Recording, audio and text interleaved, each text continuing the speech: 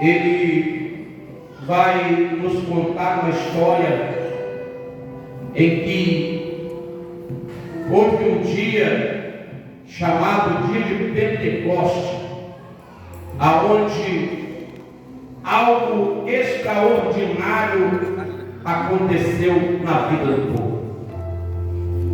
Esse texto, ele marca um divisor de águas na vida dos apóstolos.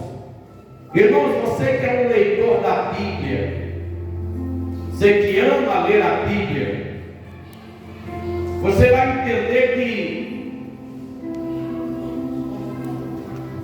de Atos capítulo 2 para trás, a Bíblia conta uma história sobre os discípulos.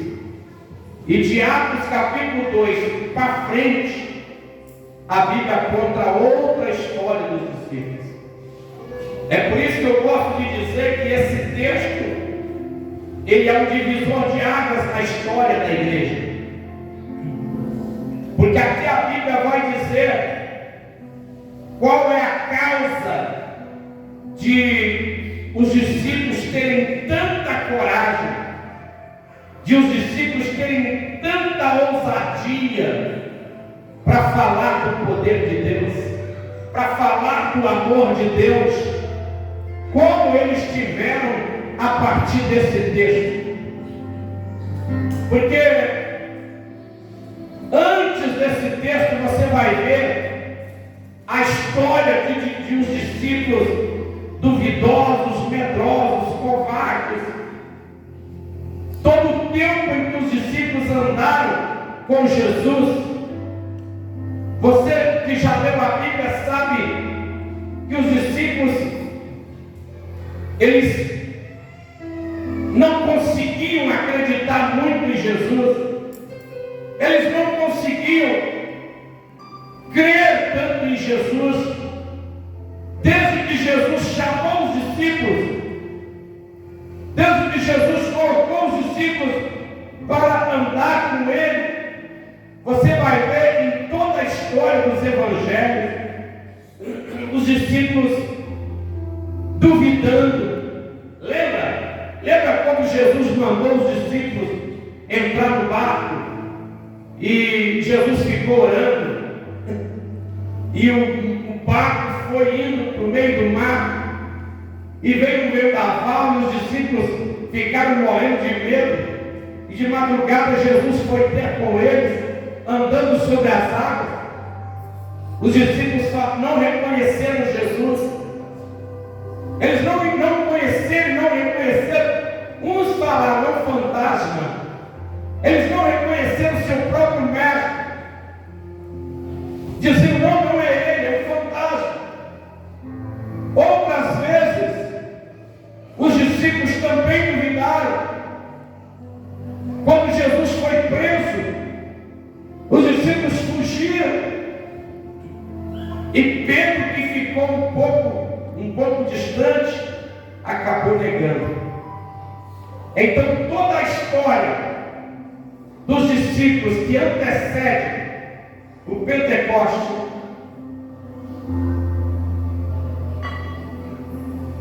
é uma história de medo, é uma história de covardia, é uma história de dúvida. Eles não conseguiram. E aí você pode dizer, mas os discípulos estavam errados. Não, deixa eu te explicar. É porque o ser humano por si próprio, ele não consegue vir a Deus. O ser humano por si próprio, ele não consegue andar na presença de Deus. O ser humano por si próprio, ele jamais busca Deus. Se eu perguntar para você qual é a sua vontade agora, você vai dizer, pastor, eu queria estar debaixo das cobertas. Pastor, eu queria estar assistindo uma televisão. Pastor, eu queria estar comendo uma pizza. Quem aí gostaria? Lógico. Mas nós estamos aqui, não é por causa de nós estamos aqui, é por causa da graça salvadora de Jesus. É por causa da ambiente. Irmãos, o ser humano por si próprio jamais vai buscar a Deus. O ser humano por si próprio ele é incapaz de acreditar em Deus. O ser humano por si próprio ele é incapaz de fazer qualquer coisa para Deus. Você já observou a luta que você tem para servir a Deus? Quem aí tem luta? Será que só acontece com o pastor? Será? Quem aí tem luta para buscar Deus? Quem aí tem dificuldade para ir para a igreja? Sabe por quê? Porque a nossa tendência humana é se afastar de Deus. A nossa tendência humana é não buscar a Deus. O ser humano, ele está pronto para tudo, menos para fazer a vontade de Deus. É por isso que Paulo vai dizer: ó miserável homem que sou, porque aquilo que eu quero fazer, eu não faço, e aquilo que eu não quero, eu acabo fazendo. Porque o ser humano em si próprio, ele não consegue servir a Deus. Aí você deve estar perguntando: então por que é que eu sirvo a Deus? Eu vou te explicar. Foi preciso Jesus Cristo morrer na cruz. Foi preciso Jesus Cristo ser colocado num túmulo. Foi preciso ele ressuscitar ao terceiro dia. Foi preciso ele ser assunto ao céu, para que enviasse o Consolador, o Espírito Santo.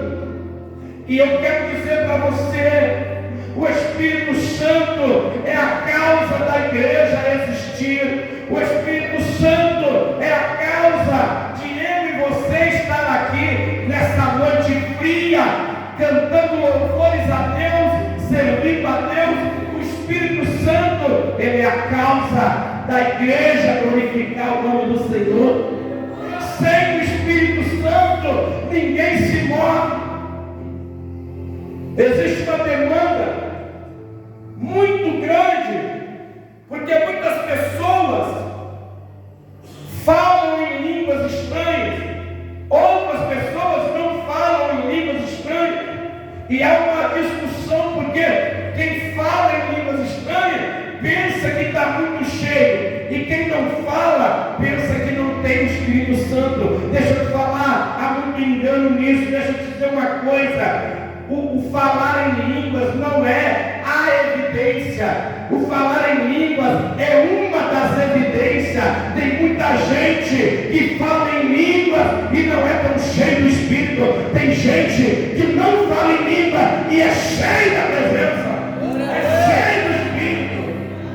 Então eu quero dizer para você: de repente você tem anos na igreja e você vê um irmão batizado com o Espírito Santo, falando em língua, e aí você ainda não foi agraciado com esse dom, e você fica dizendo: meu Deus, eu não tenho Espírito Santo. Deixa eu te dizer, a partir do momento em que Jesus foi assunto ao céu, a partir do momento em que Jesus se assentou à direita do Pai, o Consolador veio, o Espírito Santo veio, e o Consolador, o Espírito Santo, ele é aquele que convence o homem do pecado, da justiça e do juízo.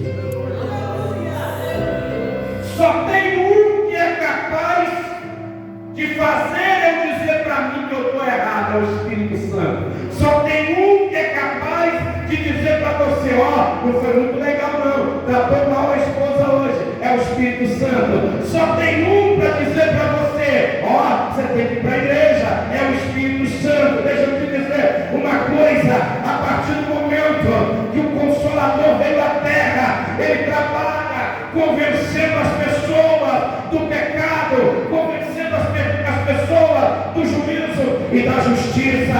A gente não é justo por conta própria, a gente é justo por causa do Espírito Santo.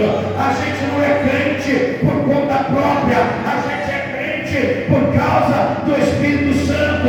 Você está nesse culto hoje por causa da graça de Deus, a graça salvadora. A graça salvadora. Ei, deixa eu falar algo para você.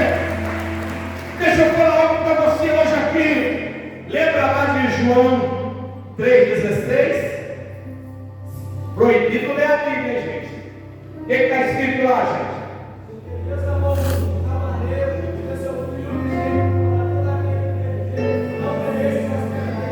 Bom de Bíblia, graça salvadora. A humanidade estava perdida, Deus estava preparando a salvação. A gente nem existia, Deus já tinha colocado a salvação diante de nós. Olha para quem está perto de você, olha assim: Deus te ama tanto que te oferece a salvação. Mas não é mérito da gente. Eu decidi ir para a igreja. Não, a gente só veio para a igreja porque o Espírito Santo trabalhou dentro de nós. Eu gosto de fazer boas obras. A gente só faz boas obras porque o Espírito Santo está dentro da gente. Será que alguém entende? Será que você entende que você tem o Espírito Santo aí dentro de você? Será que você percebe que o Espírito Santo está aí agora e é Ele que está convencendo você do pecado, da justiça e do juízo? A Bíblia vai dizer que os discípulos eram covardes, pastor André. Os discípulos eram medrosos. Os discípulos antes aqui, eles têm uma história de medo, sabe por quê? Quando prenderam Jesus, eles desapareceram.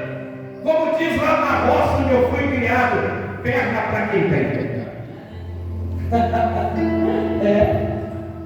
Eles correram, medo, e cada um voltou para os seus afazeres. Mesmo Jesus tendo falado para eles, mesmo Jesus tendo dito que ele ia morrer e ia ressuscitar, mesmo Jesus tendo dito, eles não eram capazes de lembrar, não eram capazes de se esforçar, porque o ser humano em si, ele não tem força para buscar as coisas deles. E aí, a Bíblia vai dizer que eles estavam reunidos num lugar, uma porta trancada. Eles estavam com tanto medo antes de Jesus aparecer para eles e ressuscitar, que eles reuniam nos lugares e trancavam as portas. Quantas pessoas têm se trancado? Quantas pessoas têm sido alvo do medo?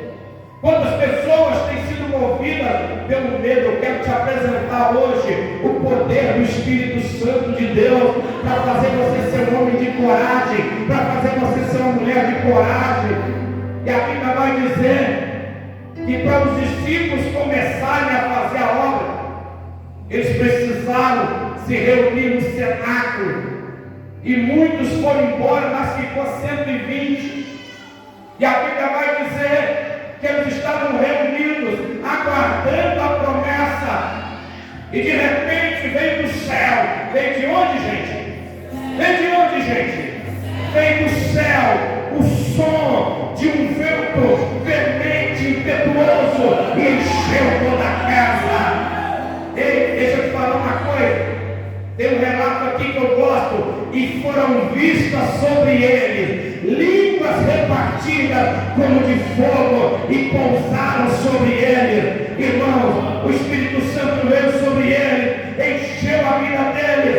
Eles começaram a falar outras línguas.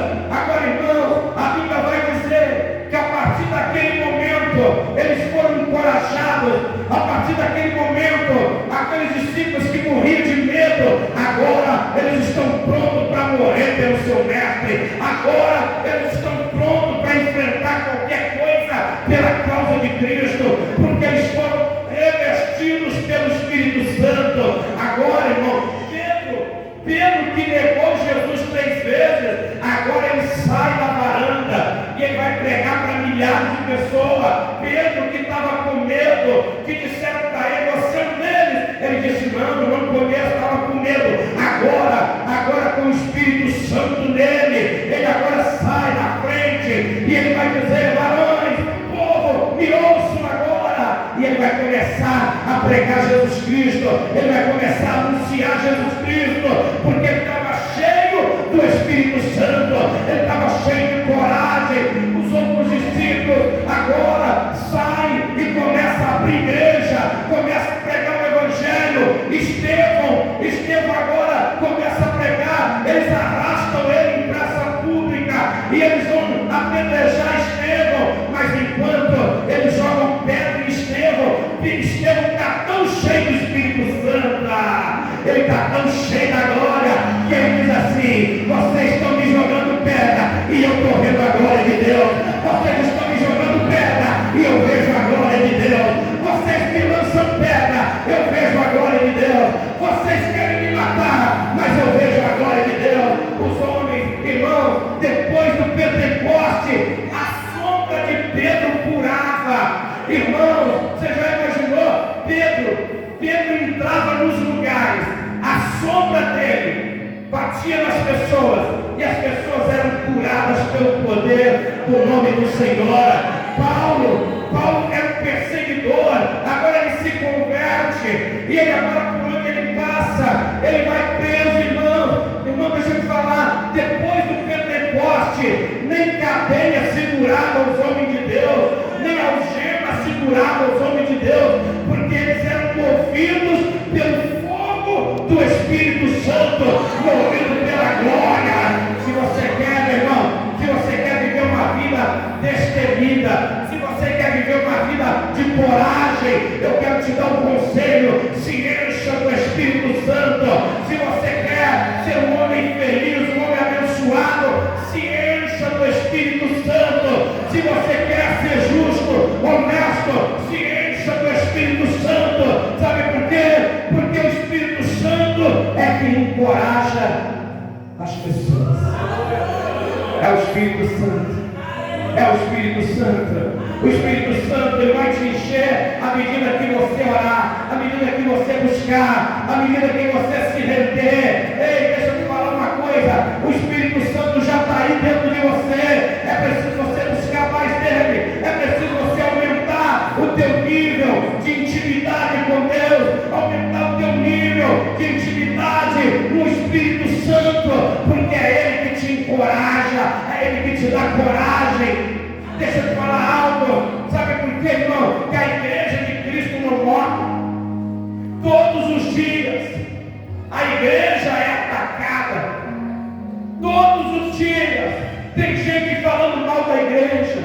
Todo dia tem uma turma que fala mal de padre, de pastor.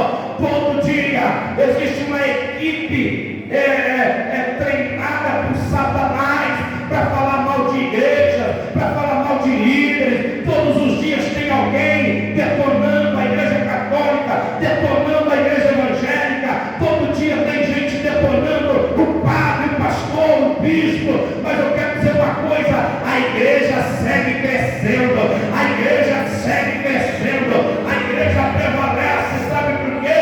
Porque a igreja, ela não vai por uma ação humana, a igreja é movida pelo Espírito Santo de Deus, pelo Espírito Santo de Deus. Olha você, olha para mim, olha para você. Quantas lutas nós já passamos. Olha para mim, olha para você. Agora há pouco a gente cantou, né? Não era para você estar aqui, né? Muitos de nós, de tanta luta que a gente já passou, de tanto perrengue que a gente já passou, muitos de nós não teriam sobrevivido. Mas olha nós aqui adorando, olha nós aqui glorificando. Sabe por quê, irmão? Porque luta não mata crente cheio do Espírito, luta não mata crente cheio da glória, luta não mata crente. Sabe por quê? Porque quem carrega o crente é o Espírito Santo de Deus.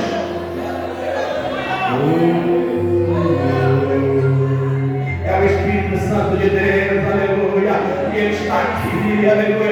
Nesta noite eu vejo uma liberdade, eu vejo uma liberdade no Espírito aqui, aleluia. Ele sonda, ele conhece, ele sonda. Eu vejo uma liberdade no Espírito aqui. E se você quiser experimentar a glória do Altíssimo, você pode começar a adorar, você pode começar, aleluia, a glorificar. É pelo Espírito que você está aqui, é pelo Espírito que você saiu da tua casa. Não é de você mesmo, é pelo Espírito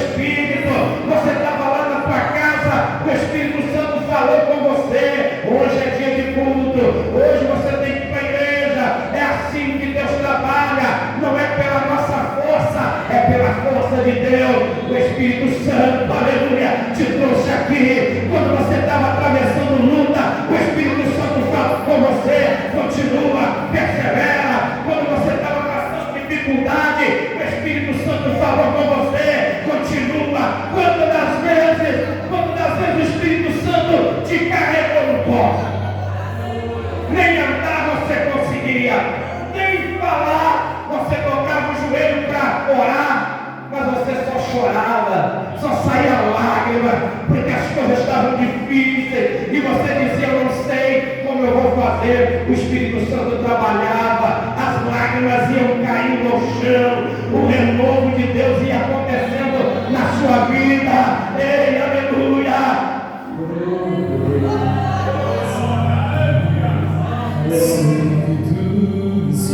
Ei, senta a presença dele aí, senta a presença dele aí.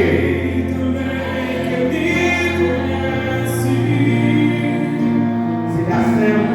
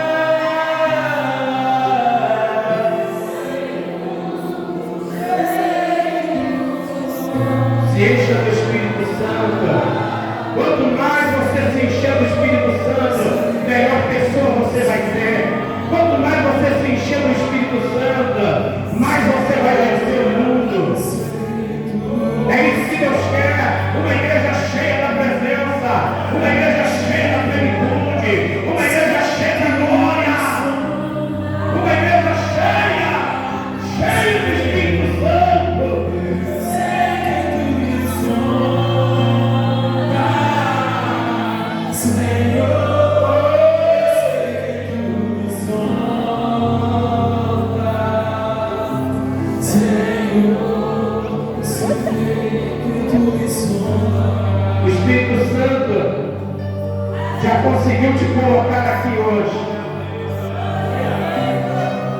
Agora peça, meu Deus, eu sinto a presença de Deus aqui.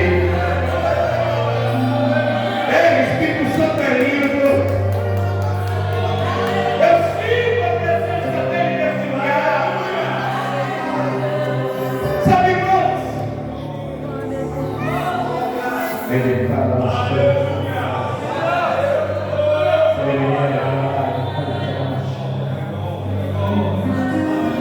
Foram vistas sobre eles línguas como de fogo,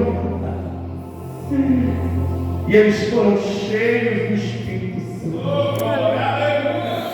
A partir dali,